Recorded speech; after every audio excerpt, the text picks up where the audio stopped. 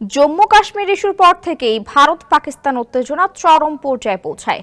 যুদ্ধ বাঁধবে করে শেষ পর্যন্ত মঙ্গলবার গভীর রাতে পাকিস্তানের 9টি শহরে একযোগে ক্ষেপণাস্ত্র হামলা চালায় ভারত। জবাবে পাল্টা হামলা চালিয়েছে পাকিস্তানও। পাকিস্তান বিমান বাহিনীর পাল্টা হামলায় ভারতের 5টি যুদ্ধ বিমান, একটি ড্রোন এবং একটি ব্রিগেড সদর দপ্তর ধ্বংস হয়েছে বলে জানা গেছে।